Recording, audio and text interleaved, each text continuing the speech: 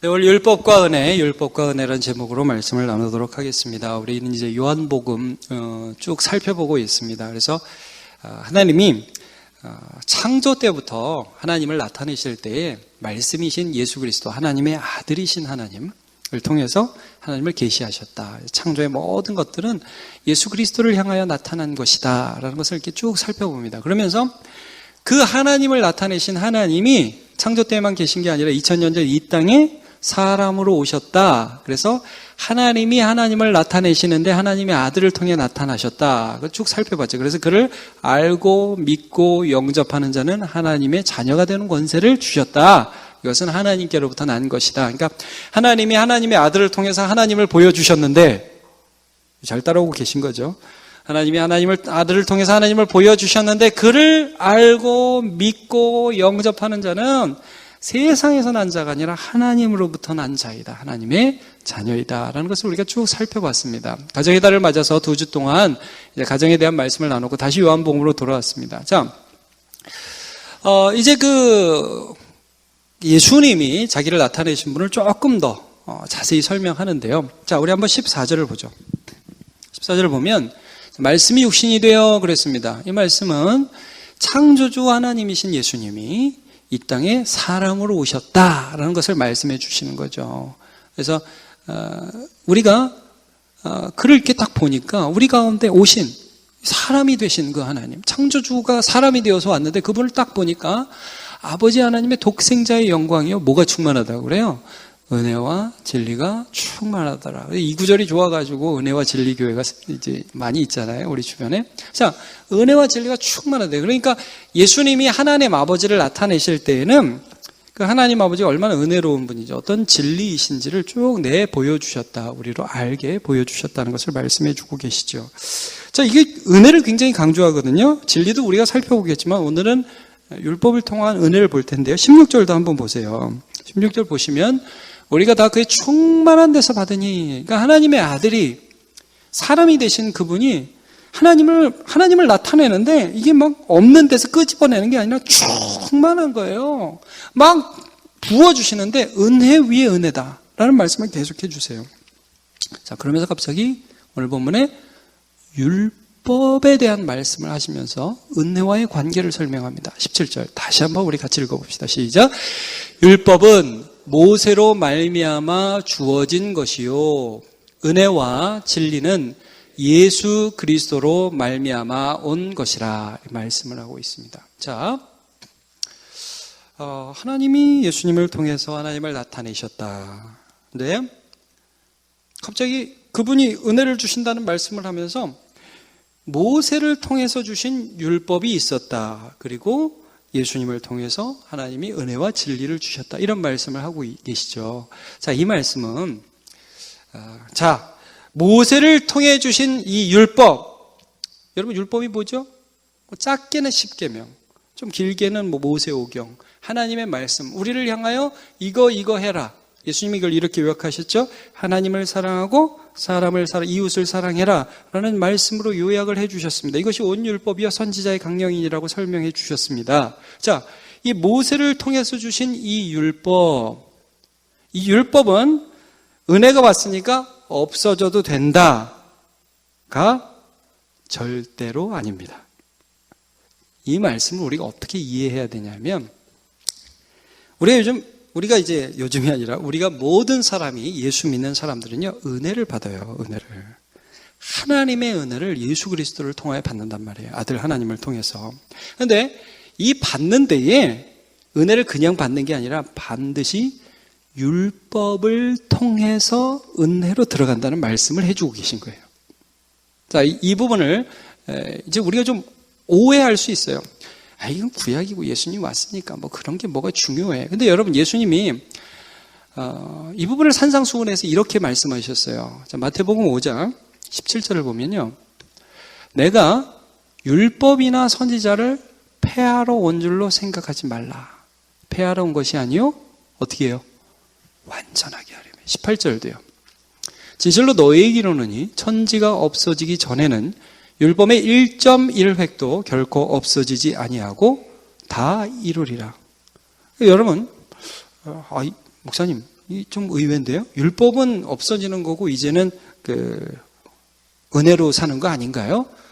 전에도 제가 여러분과 말씀 나눴잖아요. 죄, 율법, 사망의 시스템에서 우리를 건져내서 이게 은혜의 왕노릇으로 들어갔다. 이런 말씀을 했잖아요. 자, 여러분, 그럼 율법은 끝난 거 아닌가요? 네, 여러분, 예수님은 그렇게 말씀하지 않아요.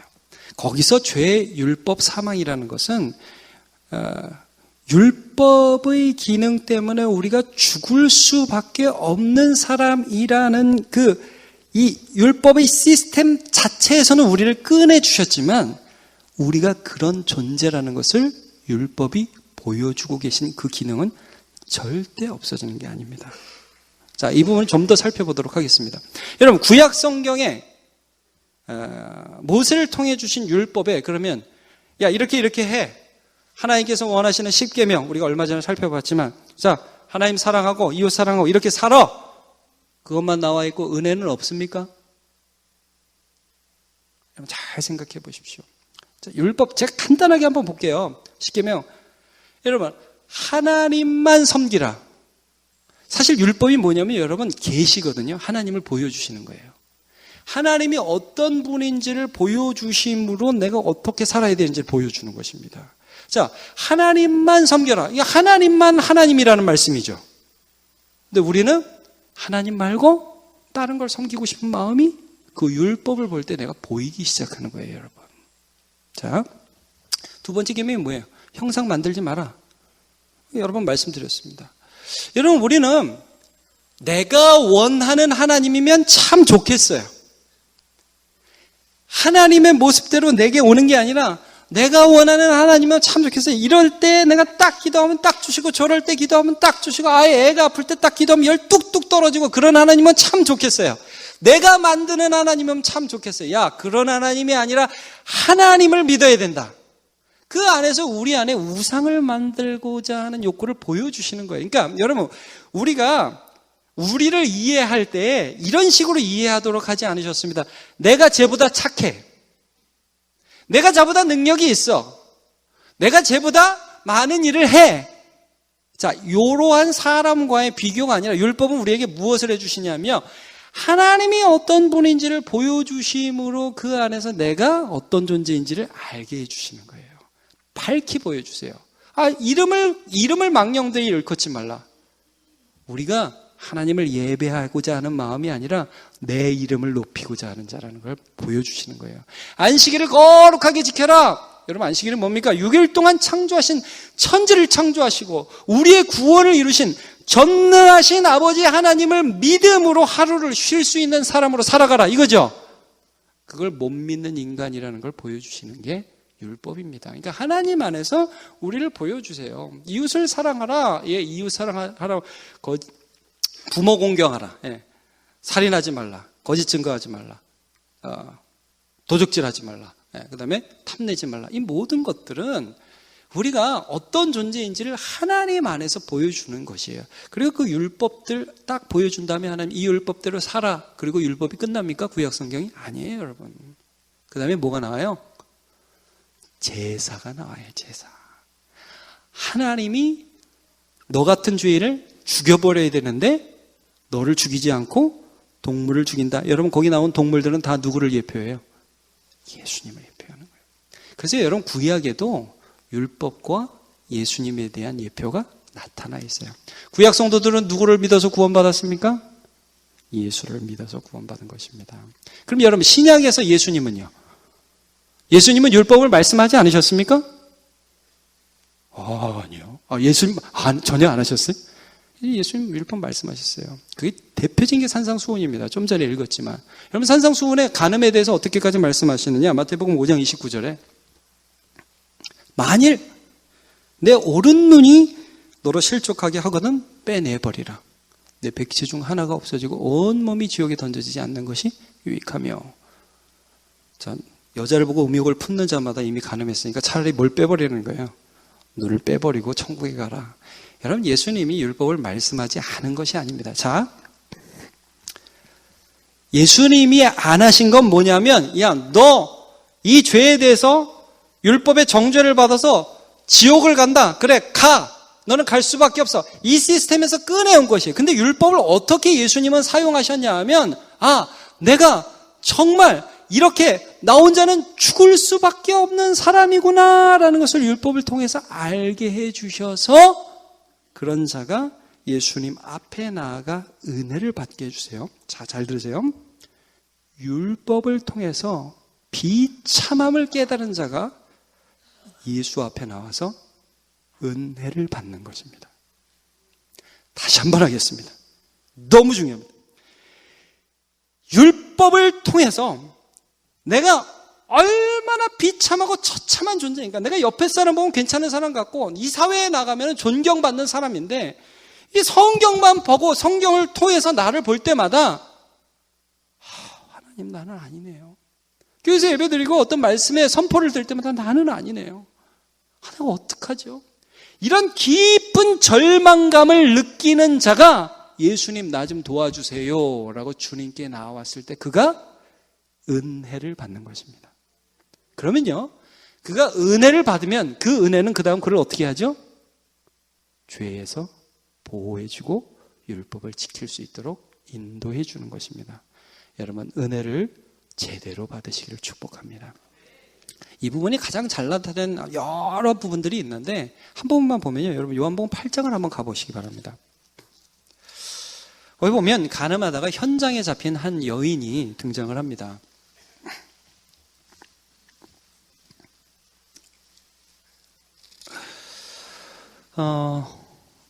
예수님이 세리와 죄인들과 창녀들과 함께 식사를 하셨잖아요. 그들과 함께 기뻐하시고 막 좋아하고, 그러니까 바리새인들과 율법사들은 그걸 어떻게 이해했냐면, 저 율법을 폐하는 자, 아니 성경에 간음하면 죽이라고 그랬고, 탐심을 내지 말라고 그랬는데 어떻게 저런 죄인들과 함께 식사할 수 있지? 저 율법을 허무는 자구만, 율법을 깨트리는 자구만. 네 본색을 한번 보여주지. 그러면서 사람들이 간음하다가 현장에 잡힌 여인을 예수님께 끌고 오죠. 그러면서 예수님께 뭐라고 태클을 걸고 시비를 거느냐. 5절을 한번 보시죠. 4절부터 제가 읽을게요. 예수께 말하되 선생이요, 이 여자가 간음하다가 현장에서 잡혔나이다. 누가 나와요? 모세는 율법에 이러한 여자를 돌로 치라 명하였거니와 선생은 어떻게 말하겠나이까? 평소에 사랑 그러는데 율법엔 분명히 죽이라고 그랬거든. 근데 당신은 어떻게 하겠어? 뭐 또 놔주라 하겠지. 그러니까 당신은 율법을 지키는 자가 아니야. 이 말을 하고 싶었던 거예요, 이 사람들이. 그러니까 너도 죽어야 돼. 율법을 지키지 않는 자는 죽어야 돼. 이 말을 하려고 예수님께 시비를 걸려고 이 여자를 데리고 온 거예요. 근데 이 결말에 대해서 우리가 알고 있죠. 이렇게 데리고 왔어요. 예수님 뭐라고 그래요? 그 옆에 있는 사람들한테. 말하기 전에 일단 거기 보세요. 앉아갖고 뭐라고 막 쓰시죠. 예. 그리고 일어나서 한마디 하시죠. 너희 중에 죄 없는 자가 먼저 돌로 치라. 그리고 사람들이 가만히 보니까 이제 막 예수님 나쁘다고 그랬는데 자기도 보니까 뭐 여러분 음란하지 않은 사람은 어디 있어요? 여러분 미워하지 않는 사람은 어디 있어요? 율법 다 지키는 사람은 어디 있어요? 죄 없는 자가 먼저 쳐. 그러니까 하나씩 둘씩 두고 갔단 말이에요. 예수님이 다 간 다음에 그 여자와 둘이 남게 되었습니다. 자, 여자에게 뭐라고 대답을 하시는지 한번 봅시다. 10절. 예수께서 일어나서 여자 외에 아무도 없는 것을 보시고 이르시되 여자여, 너를 고발하던 그들이 어디냐. 자, 너를 고발하던 그들은 무엇을 가지고 그녀를 고발했습니까? 율법을 가지고, 간음하지 말라는 율법을 가지고 그 여자를 고발해. 어디 있느냐? 없습니다. 자, 예수님이 뭐라고 하셨죠? 11절 같이 읽어보죠. 시작. 대답하되 주여 없나이다. 예수께서 이르시되 나도 너를 정죄하지 아니하노니 가서 다시는 죄를 범하지 마라. 참 중요한 건 물어보겠습니다. 여러분, 지금 이 간음하다가 현장에서 잡혀온 이 여자, 잘 보세요. 이 여자는 지금 어떤 자세로 거기에 예수님 앞에 서 있을까요? 이 여자는 율법을 통과했을까요? 통과하지 않았을까요? 자, 이런 겁니다. 이 여자는 마음에 간음 불륜 그거 참 재밌는 건데 내가 어쩌다가 잘못 걸려가지고 지금 막 큰일 날 뻔했네. 예수님 고마워요. 그리고 그 남자 또 찾아갈까요? 잘 보세요, 여러분. 이 여자의 마음은 지금 이미 가난해질 대로 가난해졌어요. 하나님 정말 무서운 분이구나. 가늠하면 안 되는구나. 내가 그 남자 꼬셔가지고 정말 잘못된 일을 행했는데 하나님이 이걸 정말 싫어하는구나라는 걸 이 여자가 깨달았을까요? 못 깨달았을까요? 알았어요, 여러분. 이 여자는 율법을 통과해서 예수님을 만난 것입니다. 그럼 다시 한번 볼게요. 예수님이 여자야, 너를 정죄하는 자가 어디 있느냐? 없습니다. 나도 너를 정죄하지 아니하노니 그 다음 뭐래요? 가서 마음대로 살아라? 뭐라고 그러죠? 가서 다시는 죄를 범하지 말아라. 여러분, 이게 율법과 은혜의 상관관계예요. 율법은요, 우리가 얼마나 하나님 앞에 처참한지를 오직 율법을 통해서만 알 수 있습니다, 여러분. 여러분, 율법 무시하지 마세요. 오직 하나님의 법을 통해서만 우리가 하나님 앞에 얼마나 처절하게 무가치한 존재인지를 보여준다는 말씀이에요. 예수님께 나아가요. 근데 예수님이 내가 너를 정죄하지 않는다는 이 말씀, 로마서 8장 말씀이에요. 이제 그리스도 예수 하는 자는 결코 정죄함이 없나니 이는 그리스도 예수 하는 생명의 성령의 법이 죄와 사망의 법에서 너를 해방하였습니다. 아니, 이 여자처럼 예수 그리스도의 십자가 은혜를 죽음의 연장에서 절절히 느낀 자가 어디 있을까요? 난 지금 죽어야 되는데, 난 지금 돌에 맞아야 되는데 이런 나를 용서하신다. 그 여자는 몰랐을 거예요. 나중에 자기가 죽을 자를 위해서 그 예수님이 죽었다는 사실을 몰랐을 거예요. 여러분, 그렇게 죽으신 거예요. 여러분, 율법을 통하지 않고 하나님의 은혜를 받을 수가 없습니다. 그리고 그 은혜를 받은 자는 나가서 죄를 마음대로 다시 지을 수가 없어요. 은혜를 제대로 받은 자는 죄를 마음대로 못 짓습니다. 여러분, 이제 요즘에 계속 너무 이단이 많으니까 박옥수, 이호환, 권신찬, 구원파, 그래서 늘 조심하라고 말씀드리죠. 우리 교회도 요즘 기쁜 소식 선교회 금천지회에서 계속 편지가 옵니다. 이렇게 보내시는지 모르겠어요. 근데 여러분, 거기 제가 핵심적으로 물론 구원을 언제 받았는지 그날을 기억해야 된다고 그러고 예수 믿고 다시 회개하면 구원 안 받은 거라고 이딴 소리를 하는데, 여러분, 제가 거기가 뭐가 잘못됐는지 다시 한번 분명히 말씀드립니다. 율법을 통해서 예수께 은혜를 받았습니다. 그러니까 너희가 이제는 자유하게 마음대로 살아도 된다. 이게 구원파입니다. 그게 맞아요, 틀려요, 여러분? 틀린 것입니다. 예수께서 어떻게 돌 맞을 직전에 있던 그 여자와 같은 나를 어떻게 십자가에서 용서하셨는데, 죄에 대해서 내가 죽었는데 어떻게 그 죄를 또 지면서 뻔뻔하게 나는 용서받았으니까 괜찮다고 말하면서 살 수 있습니까? 그건 거짓입니다. 그것은 자유가 아닙니다. 여러분, 은혜 받은 자는 예수의 그 말씀, 가서 다시는 죄를 범치 말라는 그 말씀이 마음에 와서 때로 넘어지고 때로 자빠지고 다시 죄를 짓기도 합니다마는 주님 저 좀 도와주세요 해서 전 인생이 거룩해져가는 인생이 되는 것입니다. 예수 믿는 믿음의 특징입니다. 자, 여러분, 그래서 우리는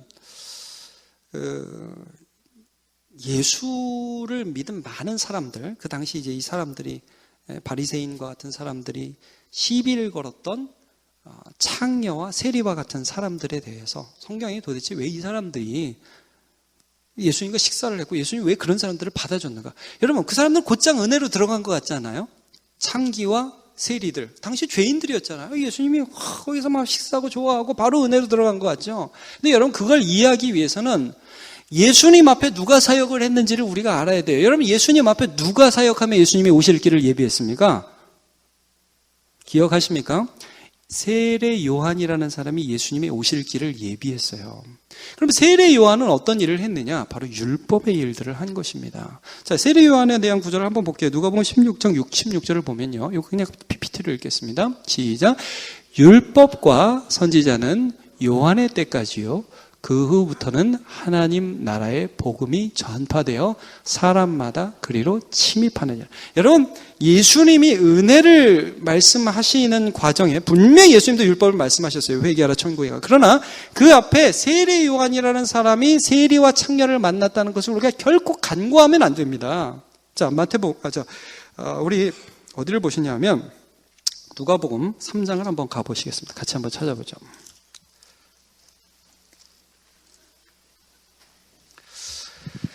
누가복음 3장에는 세례 요한의 사역이 이렇게 선포되어져 있습니다.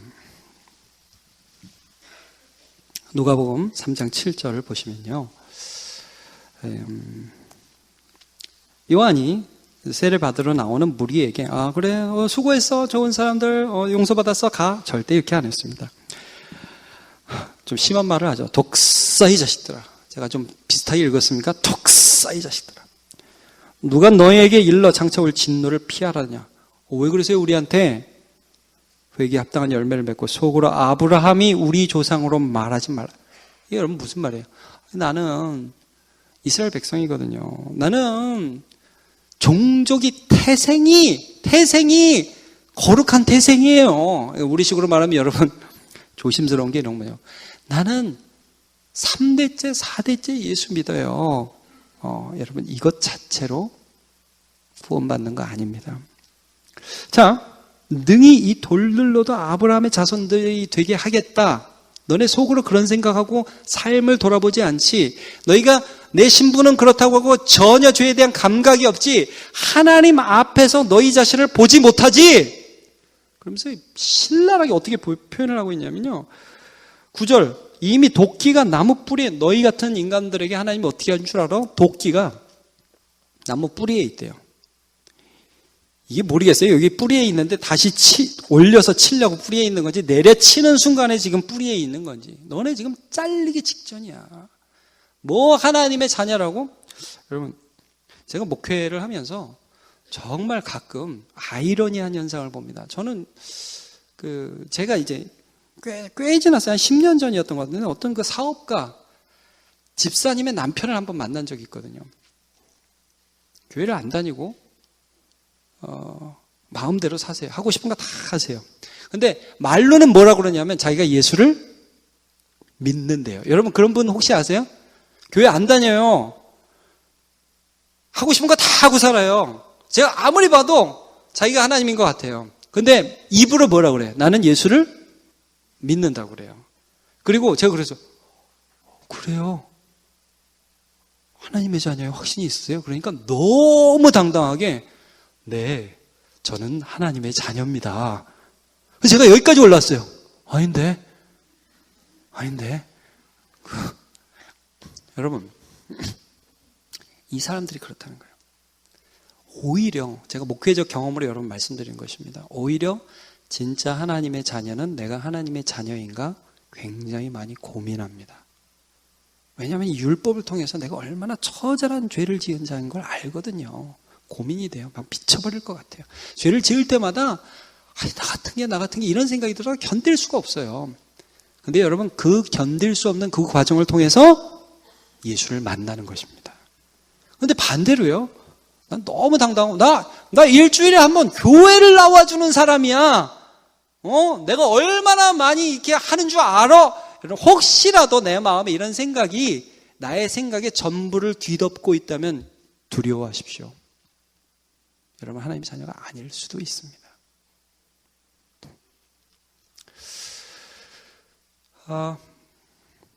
요한이요. 그걸 딱 지적하면서 야 니네 도끼가 니네 뿌리 위에 있어. 계속 읽어볼게요. 뭐라고 말씀하시냐면 그럼 뭐 해야 됩니까? 10절 11절 자, 옷 2벌 있는 자는 옷 없는 자에게 나눠주라. 이 사람들은요 옷 모으는 게 인생의 목표였고 하나님의 복 주셔서 내가 옷이 1벌밖에 없는데 2벌이 됐구나. 왜냐하면 여러분 이 당시에만 해도 옷이요 재산이에요. 재산. 우리 같은 시대가 아니에요. 요즘은 옷이 뭐라 그럴까요?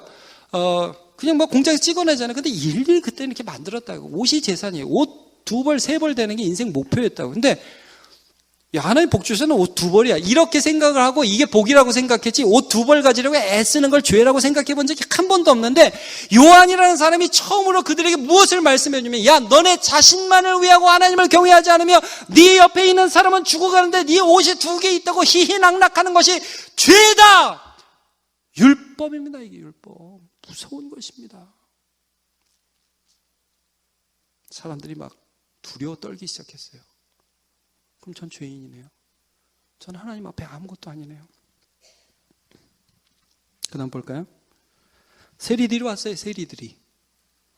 세리를 받고자 이르되 선생님이 우리는 무엇을 하리까? 그 당시에 여러분 관행적으로 다 했던 게 뭐냐 하면 로마의 통치에 있으면서 로마가 세리를 임명하니까 그 세리들이 백성들 자기 동족에게 세금을 거두면서 조금씩 더 걷어서 자기 사비로 쓰는 거예요. 근데 이게 관행이고 누구나 그렇게 하는 거기 때문에 세리들은 뭐 그 정도는 다 하는 거 아니야 이렇게 생각을 했는데 세리 요한이 뭐라고 얘기했냐면 뭐라고 말씀을 전했느냐면 야, 너 거기서 정해진 것 위에 더 취하는 거 아무리 네 옆에 있는 사람들 다 해도 그렇게 하지 마. 그거는 죄야. 세리가 양심 찔리는 거예요. 마음이 아픈 거예요. 세상 사람들이 손가락질해요. 여러분 우리가 성경이 하는 마태, 예수님의 제자 마태 세리였죠. 삭개오 세리장이었어요. 그 사람은 세리 중에서도 최고로 높은 그런 역할을 했던 사람이 삭개오였다고요. 여러분 이런 사람들은 이미 이 세리 요한을 통해서 율법을 통과했다는 것을 우리가 추측으로 충분히 알 수 있는 거예요.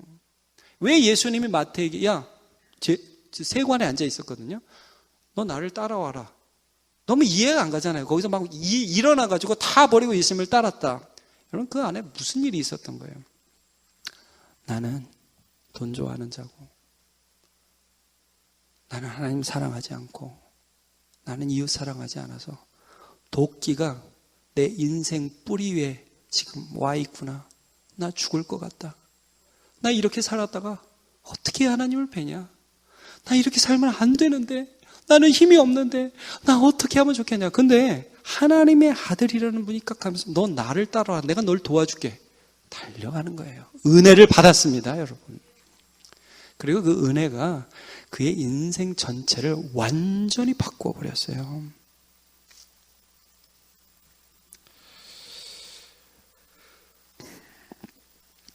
여러분, 우리는 비교하고 내 안에서 드는 죄된 생각에 속아서 내가 괜찮은 사람인 양 여기지 않으시기를 축복합니다. 여러분 우리 속지 맙시다. 오직 하나님의 율법만이 우리에게 우리 존재가 어떤 존재인지를 가장 극명하게, 가장 정확하게 보여주는 역할을 합니다. 자, 우리 로마서로 한번 가봅시다. 로마서 3장을 한번 가보겠습니다.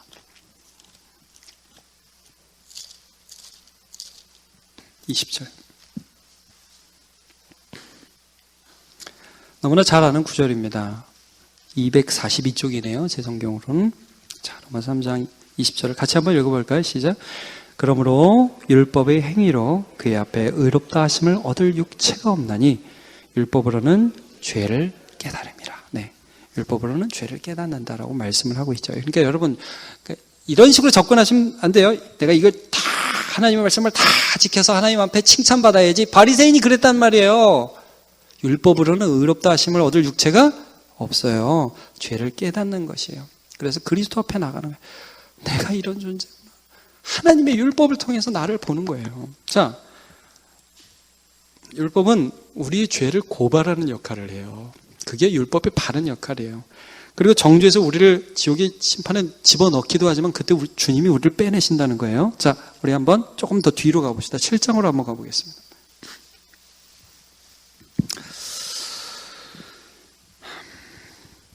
(7장 7절에) 보면 이 율법이 어떻게 죄를 드러내는지를 한번 이제 바울 사도가 설명을 합니다. 7장 7절 제가 읽을게요. 그런즉 우리가 무슨 말이에요? 율법이 죄냐? 여러분, 율법이 나쁜 것입니까? 좋은 것입니까? 율법이 좋은 거예요? 나쁜 거예요? 좋은 겁니다. 하나님이 어떤 분인지를 드러내는 것입니다. 자, 그런데 율법이 죄냐? 아니, 율법이 그 죄가 아니야. 근데 율법으로 말미암고 않고는 내가 죄를 알지 못하였으니 이게 죄다 이렇게 알려줬죠. 율법이 탐내지 말라. 10계명의 제 10번째 계명입니다. 하지 아니하였다면 내가 탐심을 알지 못하였으리라 하면서요. 8절. 그런데 탐내지 말라는 이 율법의 말씀, 이걸 통해서 내가 이게 죄라는구나 이걸 알았는데, 자 8절. 그러나 죄가 기회를 타서 계명으로 말미암아 내 속에 온갖 탐심을 이루었나니 이는 율법이 없으면 죄가 죽은 것입니다. 어려운 거 아닙니다, 여러분. 이런 겁니다. 탐내지 말라고 그랬는데 이 율법 때문에 더 탐내게 됐다, 이런 말씀이에요. 여러분, 공부를 많이 하면, 예를 들면 서울대를 나오고 뭐 여러 가지 공부를 해서 정말 지식을 쌓으면 그 지식으로 남을 도와줘야 되죠. 좋은 일을 많이 해야 되죠. 더 많이 알면. 근데 여러분, 사람들이 왜 공부를 많이 합니까? 남을 도와주려고 공부를 많이 할까요? 자기가 잘 되려고 많이 할까요? 여러분, 서울대 출신은 사기를 쳐도 고급으로 사기를 칩니다. 더 많이 아니까. 여러분, 청소년들에게 이런 실수를 우리가 많이 합니다. 현대 교육이 이런 실수를 많이 해요. 여러분, 성교육을 학교에서 하죠. 그리고 예방교육을 한단 말이에요. 그리고 영화를 보면 범죄에 대해서 굉장히 자세하게 설명하죠. 그런 걸 보면은요, 그걸 하지 말아야겠다, 이런 생각을 해야 되죠. 그런 생각을 하시죠. 근데 사람들이 그걸 보면서 하지 말아야겠다 그렇게 합니까? 따라합니까? 따라해요. 놀라운 거예요. 여러분, 죄의 가공할 능력이 율법 안에서 이 율법까지 이용한다는 거예요. 이게 내 안에 있다는 것입니다. 바울은 그 실체를 보고 있다는 거예요. 무섭다는 거예요. 여러분, 13절로 한번 가볼게요.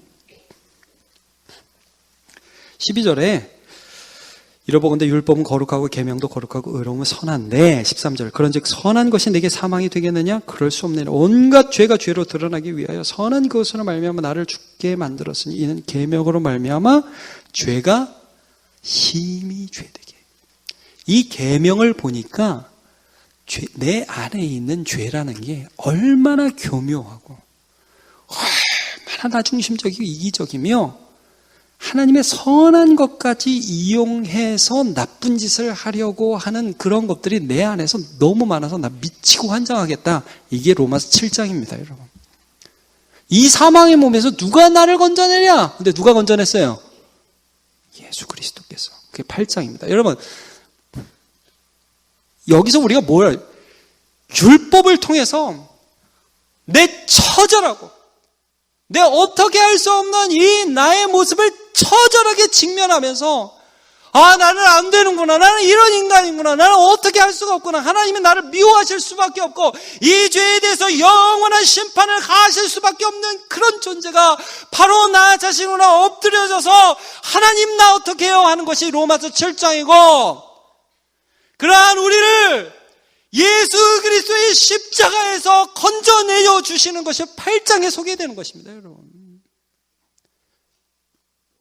우리는 모두 가늠하다 현장에 잡힌 여인과 같고,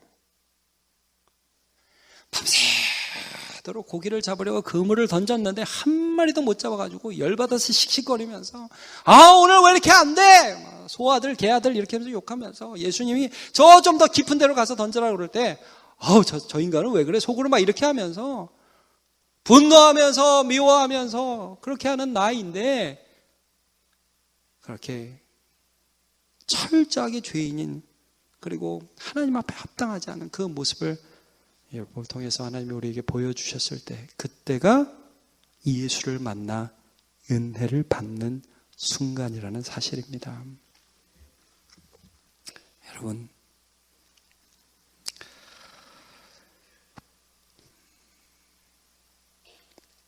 주님께 살려달라고 고백합시다.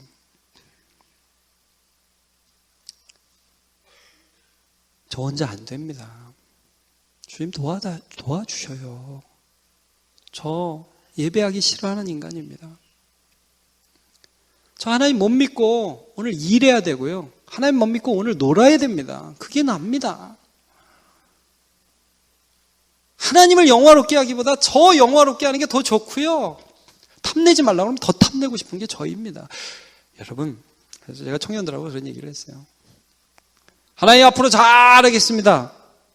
조심해서, 그런 기도는 조심해서 하십시오. 저 연약합니다. 저 좀 살려주세요. 거기에 은혜가 부어지는 줄로 믿습니다. 그래요. 오늘 말씀을 통해서 율법과 은혜의 관계에 대해서 우리가 함께 살펴본 것입니다. 하나님은요, 하나님이 어떤 분인지를 율법을 통해서 보여주셨습니다. 계시하셨습니다. 여러분, 비교를 통해서 나를 보지 마시기를 축복합니다. 말씀을 통해서 나를 보십시오. 그리고 그 말씀 앞에서 절망하고 실망스러운 나를 발견하면서 어떻게 해야 할지 모르는 그 곤경 속에서 손을 내밀어서 주님을 붙드십시오. 주님요, 이 손을 꼭 잡고 가소서. 약하고 피곤한 이 몸을 폭풍우 흑암 속 해치사 빛으로 손잡고 날 인도하소서. 그렇게 할 때 은혜를 받고 그 은혜가 나를 이끌어가는 인생을 살아가게 되실 줄로 믿습니다.